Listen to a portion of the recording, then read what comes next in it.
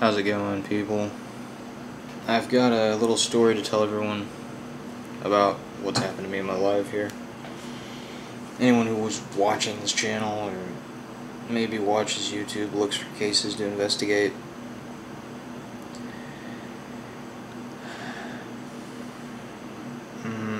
It's really hard for me to even begin to get into this stuff. But, basically,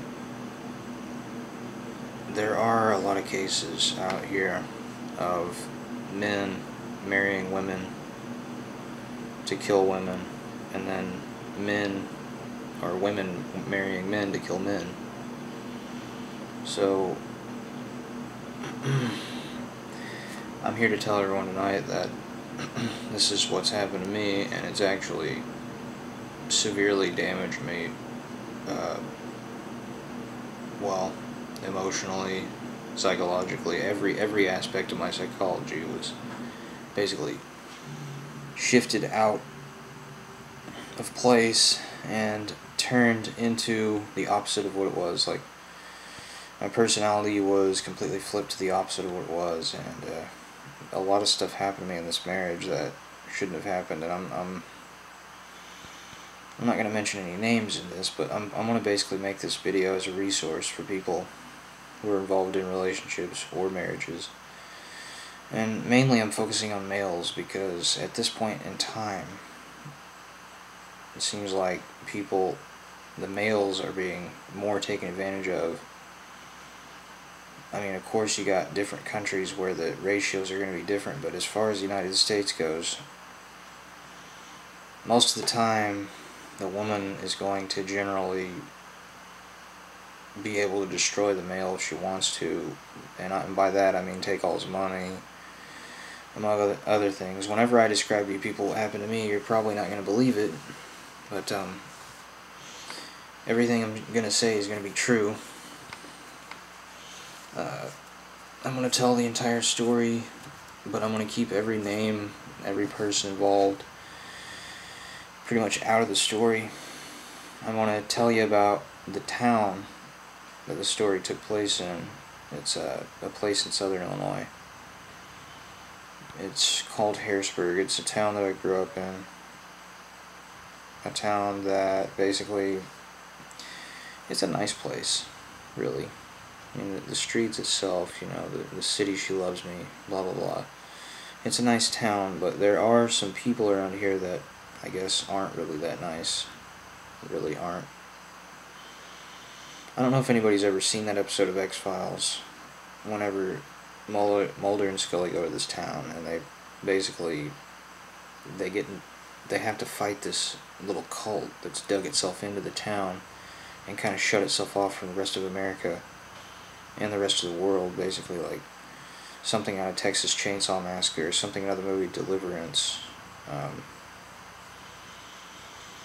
This is kind of something sort of like what happened to me, though the cult isn't really as crazy as the one off of that one. I mean, they're not as lethal, I guess you could say, because I'm still alive. I survived the experience, obviously, but my life was in danger more than once during that experience of the marriage. So I'll begin with my story, and then I'll probably cut into different types of tactics. I'm probably going to upload all kinds of videos to this channel about, well, the dangers of marriage, basically, the dangers of relationships with bad people, or, well, trust itself as an entire concept, really. Giving trust to the wrong person, whether it's a homeless person or, I mean, even worse, you only trust a homeless person for 5 minutes, but you give it to somebody that you fall in love with, who knows how to use that trust against you. They can literally take over your body, just like Captain Ginyu takes over Goku's body in Dragon Ball Z.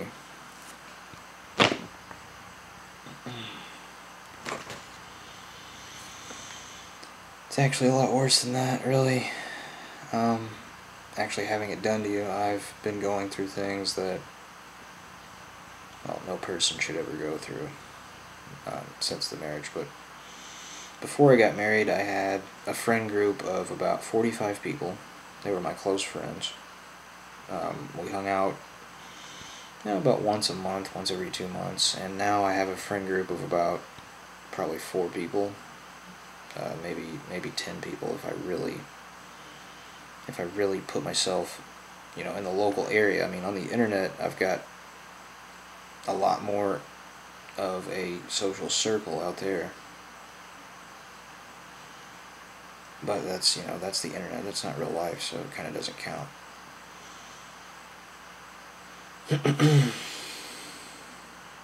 In the local area, though, here, my friend group started out of about 45 people.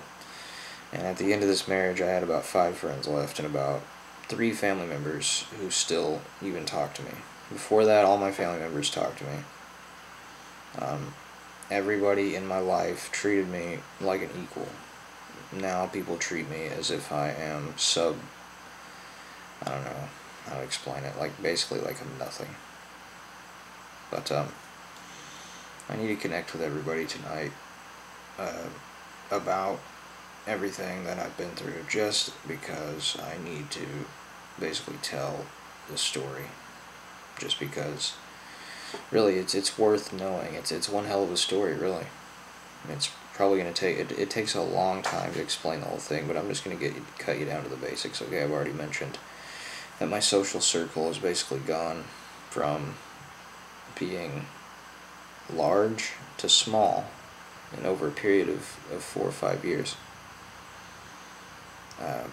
I met this girl on a field trip in school, and we ended up dating a few weeks later, and then a few months later, well, let's see, thinking back, it was probably about a year and a half before a year, 2 years before we actually got engaged, and she had said she was wanting to get married. That was my interest from the very beginning, but in the beginning I wasn't even interested in relationships. It was just kind of a girl kept showing up at my house type of thing, and then eventually I went and met her parents, and our relationship evolved like that. Basically, we hung out, watched movies, all that in the beginning, just like any other normal relationship. But after I got married, things changed drastically.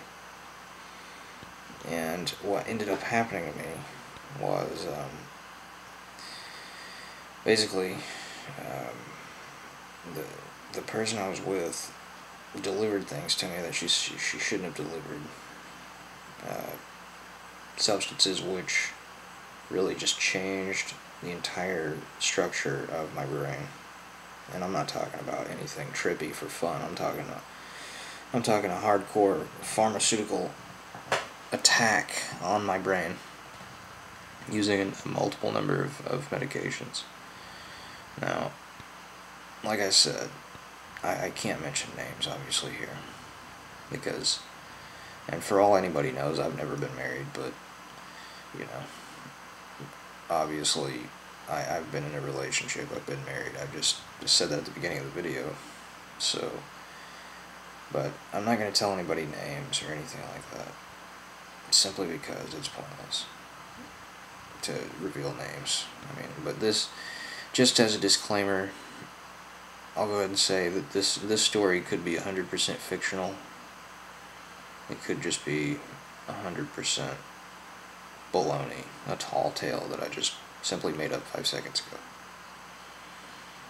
Just to make sure that everybody understands the severity of this situation here.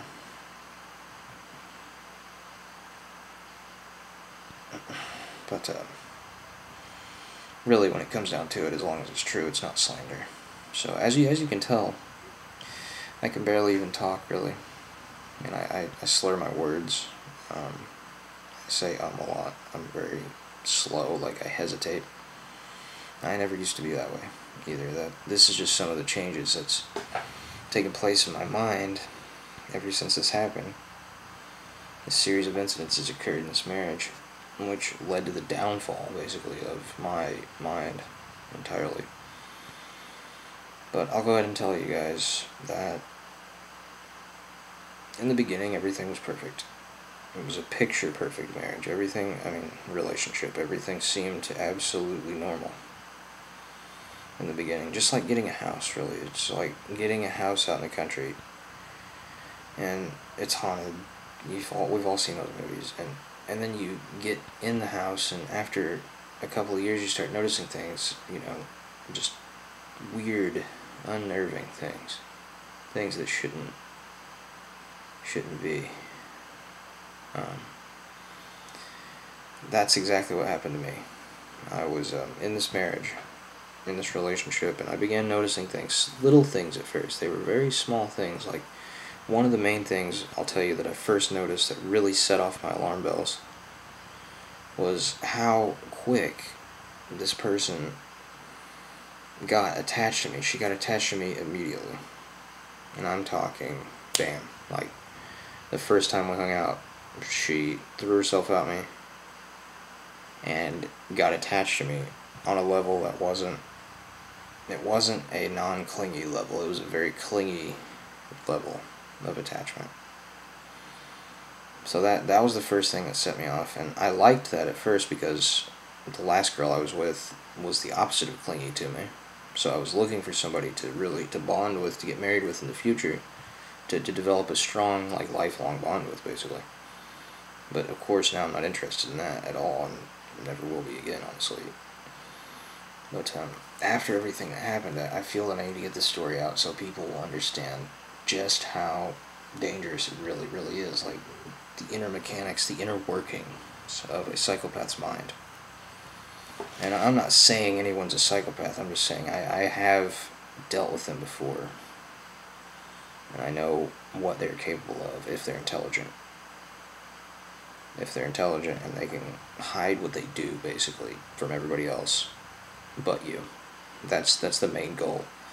But I'll continue on with my story here. I keep straying off and talking about the branches of this tree instead of the trunk. So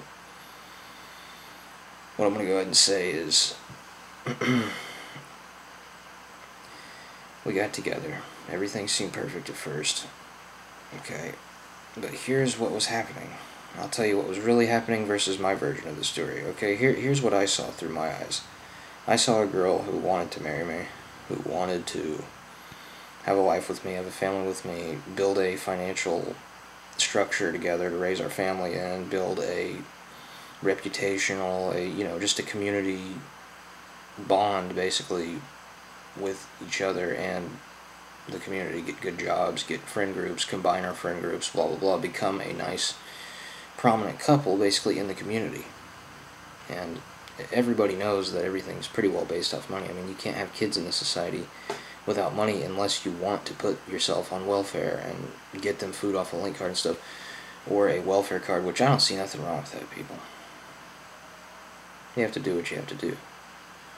But I was the type of guy who wants to, build a nest and then have a family.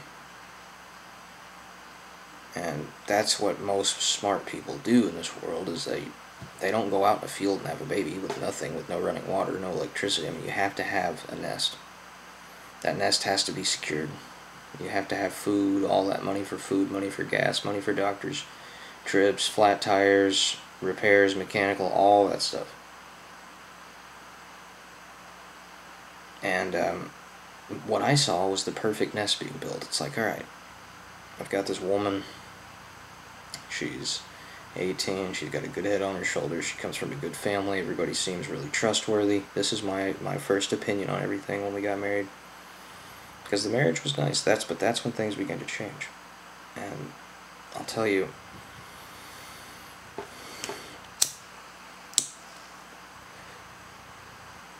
it's tobacco, by the way. But I'll tell you guys, everything seemed perfect through my eyes. Every little detail seemed perfect, but I knew something wasn't right. And I'll tell you that behind the perfection that I saw, I did see something, but I never would admit it to myself because of how much I loved her. I mean, I really loved her, like, loved, not just the fake definition. I mean, we had an actual relationship. We had a true connection with one another. When we got married, we had a really strong foundation. I mean, I'll tell you, we started a YouTube channel together, and it got over 10,000 subscribers on it within the first month.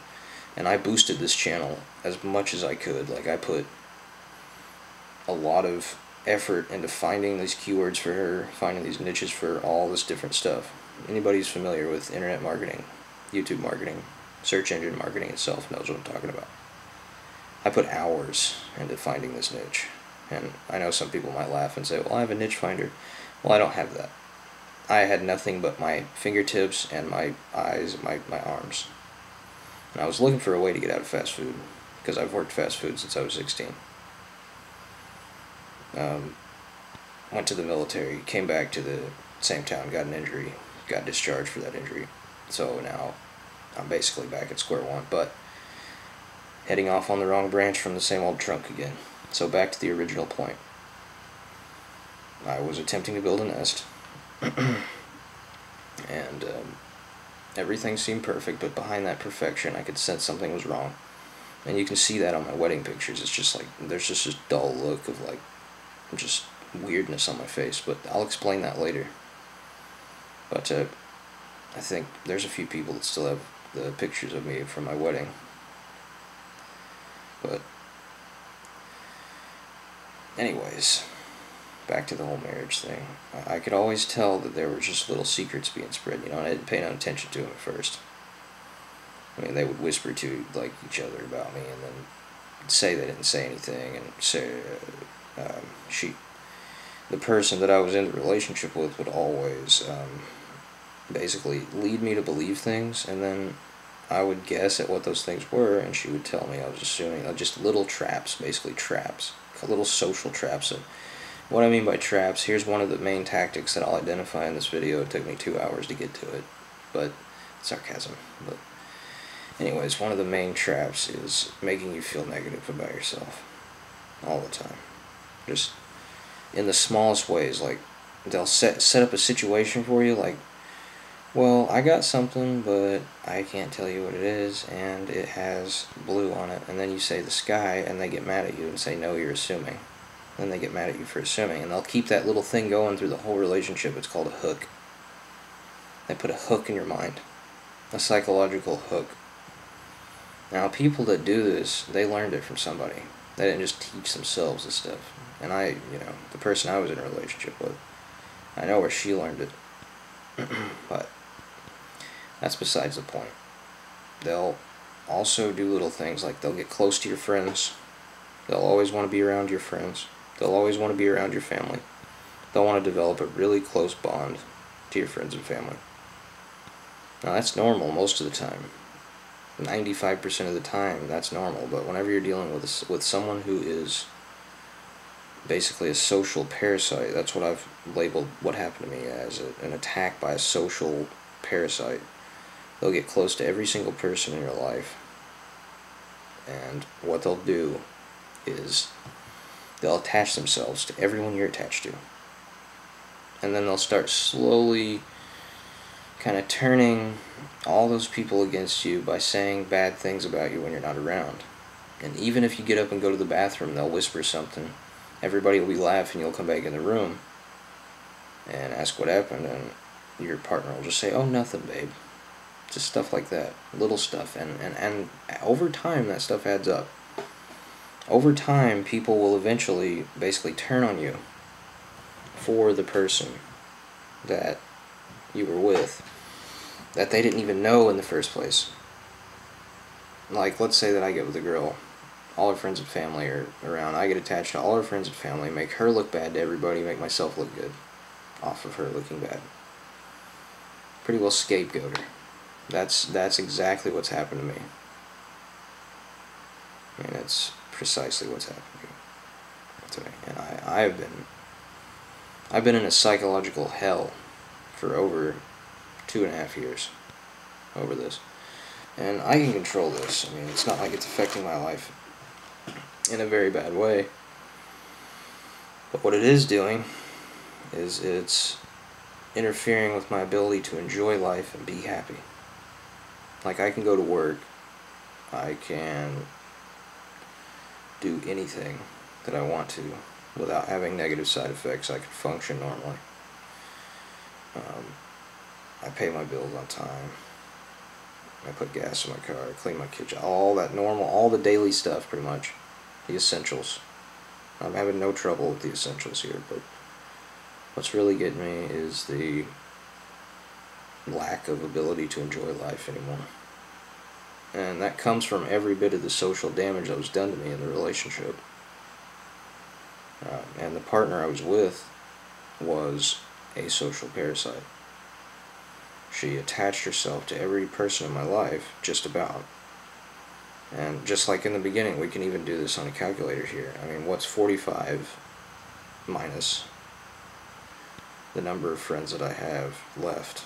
I mean, how many people differential is that? It's like over 30 people that used to be in my life no longer associate with me, no longer, basically, they'll be friendly towards me, but they always have something to say when I'm not around. And back in the day, it was just 100% friendship that I had with these people, but now there's just been a lot of rumors circulated. Basically, to summarize all of that, it destroyed part of my reputation.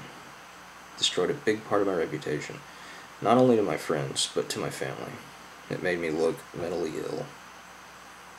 It made me look like I was insane. And like I said, the whole time, everything through my eyes looked so perfect, so seamless, so flawless, so stitchless. It just looked like a smooth piece of silk, and I was just sliding across it. And, well, at the other side, you know, there was a pit, and it led to hell, basically, but that's just a metaphor. But, and I'll tell you what was really going on now. This is where it gets unbelievable. This is where it gets really fucked up. I mean, just, that's as plain as I can say it. It gets more than fucked up at this point. This is what was really happening, okay? I see this perfect cloth of silk, whenever in reality, it's a razor blade. It's a razor blade, and it's slowly working its way through my skin and cutting into my flesh, into my mind, into my heart, into my chest, into my core values, into my morals, into my ethics, into every piece of what I was, into my integrity, into every piece of who I was, basically. And that's what was really going on. I'll tell you how it was done. Okay, the little things I picked up on at first and throughout the relationship, the tiny little holes in the silk cloth, you know, that I noticed as I was sliding by joyfully. Okay, these holes were her infiltrations into my mind.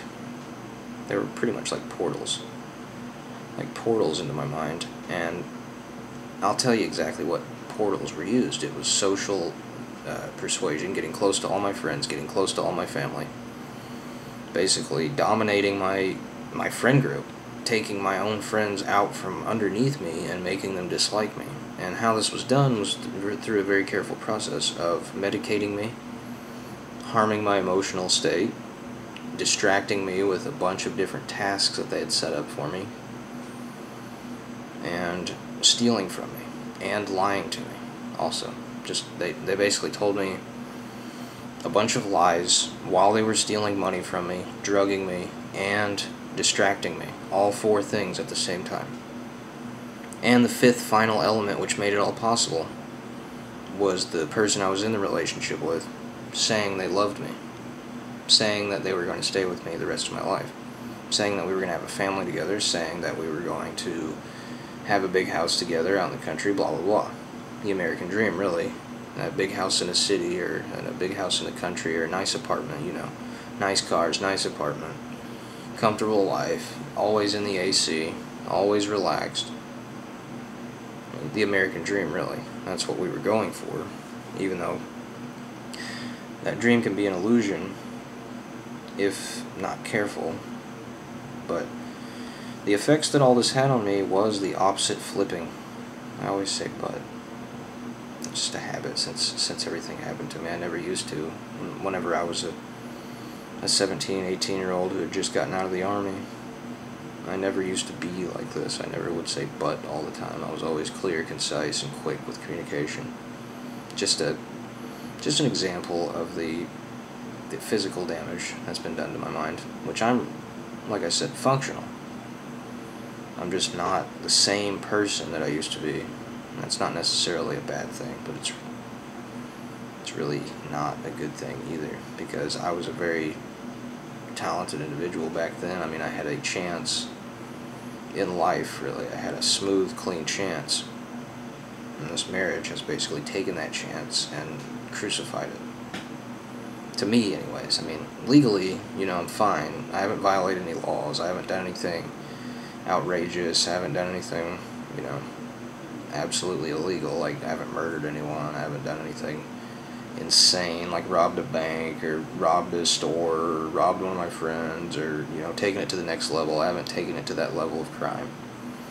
I haven't committed any crimes, really, except for the ones I'll mention on this video, which I've already mentioned publicly before. I mean, and you know, nobody can prove the crimes, but I admit to them, so it's obviously proof.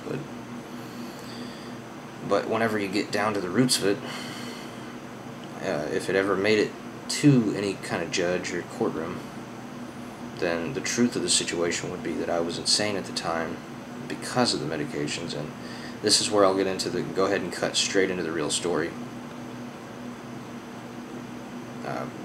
The real story is, I was all the 5 things I listed. I was deceived, tricked, lied to, manipulated, drugged, led down the wrong path intentionally, and robbed blind, basically, by my own love. And it was my love, technically, that robbed me, but people took advantage of it. And the people that took advantage of it are the same exact people who caused the destruction of my reputation. And the thing is, I've never been a troublemaker in this town. I mean, I got in trouble in school, but that's just mischief. Basic mischief. I've never been a severely disturbed individual, ever, in my life. I've never done anything that's just really, really, really messed up, like far, far away from the realm of childhood normal mischief. I've never done anything bad in this world, really. You know, I mean, me and my friends used to, like, buy condoms at Hugs and fill them up at the park nozzle and throw them at people, you know. Corn cars, all the basic stuff. But we never went over the edge. We never did anything crazy. We never tortured things. We never killed things. I personally never did intentionally torture or kill something. I mean, I just never had it in me to intentionally torture or kill something. But I'll tell you, the kind of medications I was given by the person I thought I could trust was a powerful mixture of different medications. It wasn't just one pill, it was several pills given to me over a period of time. Now, keep in mind, these people delivered the pills directly to my door. They delivered them into my house, into my hands, free of charge a lot of the time. A lot of the time it was free of charge, and that's how I know. That's how I know that it was done intentionally, because before, I had never taken pills. I mean, there was a time whenever I was in middle school. I'll take what I just said back and replace it with the truth, because it wasn't true. In middle school, I took motion sickness pills. Me and my friend Matthew took about 5 to 10 pills apiece. And we tripped the fuck out. What else happens to people whenever they overdose on pills? They trip out. Well, you know, I just fell asleep, had some wacky Alice in Wonderland dreams. I can remember one other occasion in high school whenever a buddy of mine had offered them to me and I tried them, and I don't even remember what they were. But now that's the truth about it.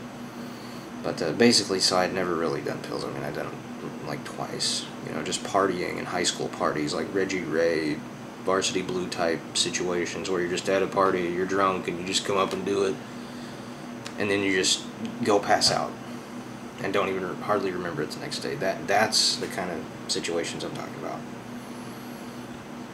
So, since I've decompartmentalized and accessed all my memories here recently about all this, I've discovered and put together the entire situation.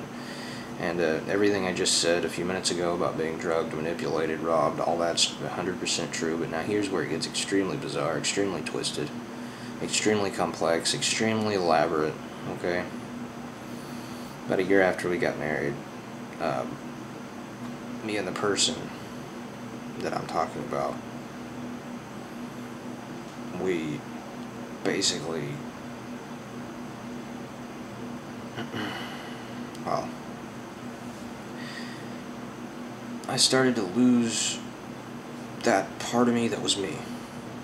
And they noticed that, and they kept feeding into that, basically. Like, I would do little things, like go to work and get up and go to work, and they would just, while I was at work, they would take stuff from me.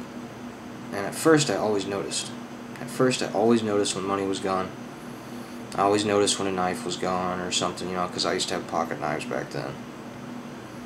I used to keep money and knives in my top drawer, just like pretty much everybody else. Up in your top underwear drawer, you got a pocket knife or something, or a couple dollars, maybe a couple hundred, I don't know. Didn't have a safe at the time, I just had a dresser drawer is all I had. That's where I kept all my belongings, and I'd always come home and find stuff gone. Well, like 4 years into the relationship, about a year after the marriage, or so, somewhere around there, just estimating, I would stop noticing things.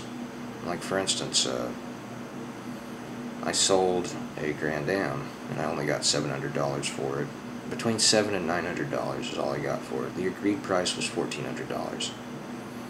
Now, the reason I didn't notice that is because, and the reason I even sold the guy the Grand Am in the first place. Let me just tell you what the guy did to me, okay? That my ex-relationship partner put in touch with me with. What this guy did was, he had a car, and he put that car up. He hid the car on his property. Said that him and his family didn't have a car, and then got my car off me. Got a '99 Grand Am, which me and my friends had spent hours fixing. Me and my friends spent like 2 hours. We replaced the doors, we replaced the spoiler. This was a nice car. I mean, it had nice rims on it. The motor ran great, transmission ran great, the AC worked, radio worked, everything was just great in this car. The only thing it didn't have was power windows, which I had even got one of those fixed. So I bought a whole other Grand Am. Me and my buddies took it apart and replaced this whole car. The nicest car I'd ever had, nicest thing I'd ever had in my life, really. Just the nicest material object that I'd ever owned. But the guy basically came in and suckered me, and he waited to sucker me, because he wasn't trying to sucker me at first. What they did was built me up and then took me for everything I had. Now, this has happened to people out there beyond me. I mean, I know this has happened to soldiers while they're overseas. Their wives will clean them out, run off with some other dude. This is exactly what that equates to. This is the same thing. It just happened here in the country, and work was basically my away time where all the deception took place. But I've seen on movies, I've got buddies who it's happened to. I mean, their wives will literally clean out their bank accounts and go hook up with some other guy off the money, and that's exactly what happened because I developed a business.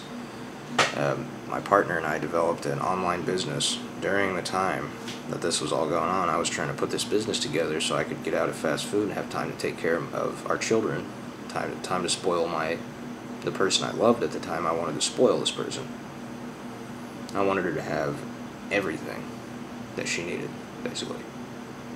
A van, a car, everything we needed. A nice house, a fence, a dog, everything perfect.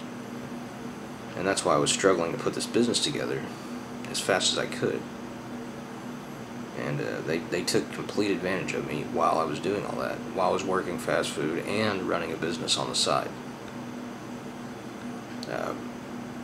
They took absolute full advantage of me. So, just a warning to you guys out there.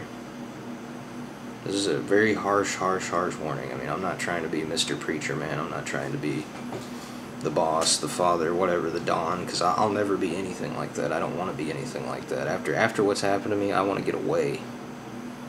Like, I want to get my cabin out in the country and never, basically, become a farmer and just only come to town when I have to. That's what I really want to do, because I can even see the difference, people. I see the difference in people that are raised on farms and people raised in cities. People raised on farms are bigger, smarter, faster, just all around tougher people. I've seen that a lot because I've had to go back to fast food. And keep in mind, I'm 25 years old. I'm driving a broke down piece of crap car, and I'm also riding a bike around. So I'm like, I've been turned back into Bart Simpson by this. I just don't have a skateboard. And I'm trapped in this town, like the TV show Under the Dome. I could get up and leave this town, but I really just can't at the same time. I've got to have money to pay my bills and everything, which I didn't even mention that to people. The financial aspect was a ruin as well. And there's other things that happen that I can't really mention, but the financial things and the moral things that happened were horrible. I'm basically, not that I can't pay it off, but I'm building my credit at this, so there's a bright side to this, but I'm in more debt than I've ever been in my life, and I'm, of course, able to pay it off and pay my bills with what I'm doing. But it is just horrible to be 14, work your way out of poverty, work your way up out of nothing, basically. Start out with $0. You gotta keep in mind, my family didn't give me anything, except for food and clothes, and shelter, and advice, and love. That's all I got from my family. And those are very invaluable, precious things, But I wasn't like any of these other kids out there driving new Mustangs or driving just Bugs or PTs, just anything. Any vehicle, any nice stuff. I never got rewarded anything like that.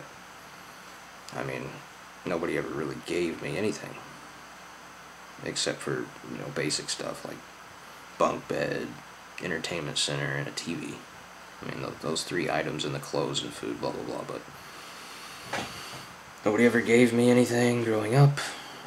All the other kids seemed to have connections, and they'd help each other out. Everybody kind of hooked each other up, and I fit in just fine with that, too, at first. I connected real well with people in this area, and had a very strong social standing. I used to have parties here, 20, 30 people would attend. Not that I couldn't have one still, I just don't want to, because I'm too busy working my way out of the hole that I've been thrown into and buried alive in, practically. But I'm going to tell you the worst thing that happened to me is, take it of this tobacco pipe.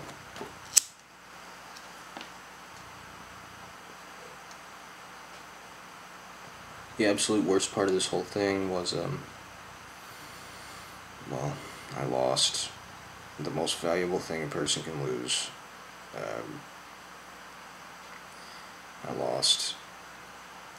Well, I really can't say, but you can use your imagination. Just think about John Walsh, What did he lose that fueled his career? That's the same thing I've lost.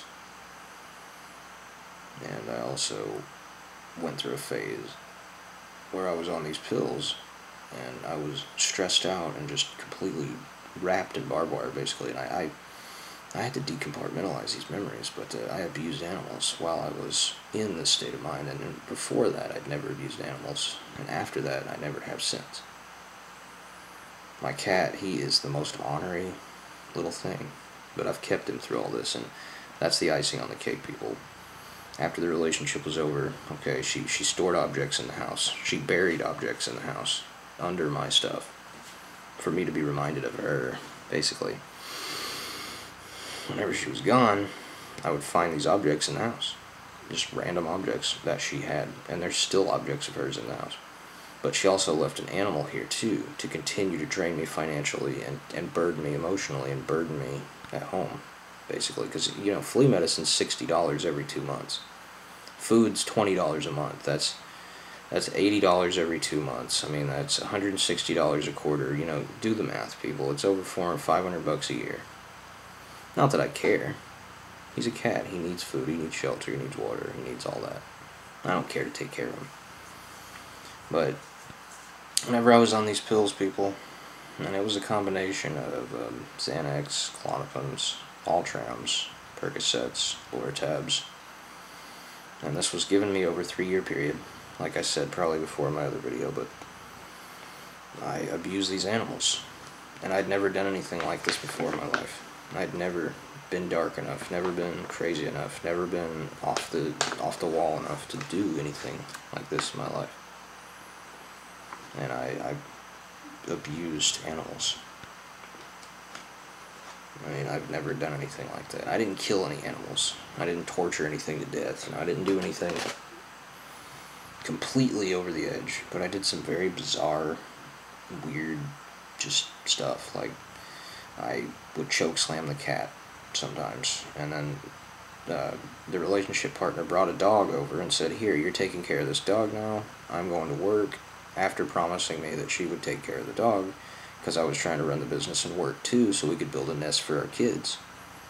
But instead she brings this animal over and we have to take care of it. You know, it's a dog, it's a little dog. And I end up kicking, punching the dog, you know, tying it up, beating it with not beating it to the point of death, but just, you know, like, just hitting it with the thing that you close the blinds with and poking it with it. Just bizarre. Absolute bizarre, insane stuff. And the thing is, I've always been really big on my commitment to life, to my oath to life, basically. To not being abusive, you know. I've always been really big on that, on mentoring and healing rather than destroying and torturing. That's one of my main things I take pride in my life, basically. And that memory was forced into my experience without my permission, basically. Just like a brainwashing. It basically is brainwashing people. That's how dangerous marriage can be these days. You have to watch out. If you're young and you've got everything ahead of you, 16, 17, 18, about to graduate, 20 something in college, watch out, because you don't even notice it. These people hide it so well, it's just ridiculous. You wouldn't even notice it. You wouldn't know what their plan is. You wouldn't know. At first, you would be completely blind to it. But it is real, and the stuff you see on court TV, it can happen to you. And just ask anybody who's ever been in a bad marriage. They get the mild stuff. They get the basic, he said, she said, nothing serious, just we split up our stuff and go both ways, and nothing severe results of it. But this one was way more severe as I look back at it than the average marriage, because of what happened to me during the marriage and the situations I was put in. Because think about it, you don't just give somebody drugs and put them around small animals. And you don't just do that while lying to them, while stealing from them, come on. You don't just... That's too many coincidences, and falsely claiming to love. That's 5 different coincidences. That is causing someone to stumble. And, a man is a man, and if he gets too much stuff in his mind, and he gets drugged, drunk, fucked up, just... You've seen him on TV. The guys that run at the police, and just... They go crazy. They rob banks. They murder people. They kidnap people. They go off the deep end, basically. And some of these guys that do this are sober. But I had to be extremely fucked up to do all the stuff I did, and it's caused me to basically regret it so much that I can barely go on with my life, really. So look out for bad marriage partners, people. They are out there, and if you're ever getting with somebody and you notice weird stuff at first, get the hell out. Don't listen to your sexual instincts that just want to get satisfied sexually. Listen to your gut, listen to your heart, listen to your brain. Like, use mathematics, put the situation together. If something doesn't add up, even one time, if someone betrays your trust even one time, 2 times, 3 times. I mean, after that, it's red alert. Watch everything. So when you get married or get in a relationship and you plan on it being long term, you need to prepare yourself for the risks, and hopefully this video will have helped somebody avoid ever becoming entrapped in something like I have. I would like to wish everyone the best of luck if anyone ever even watches this. It's going to be on the dark corner of YouTube that no one ever goes to. So if you ever end up watching this, you're in a relationship, things seem fishy, get out and be as aware as possible. I guess that's the last thing I can say. You don't want to end up like me, having memories inserted into your experience that you don't want in your experience. It's the worst curse ever. So watch your back, everyone. Males, females, gay, straight, doesn't matter. Watch your back. There's some fucked up people out here. Later on, guys.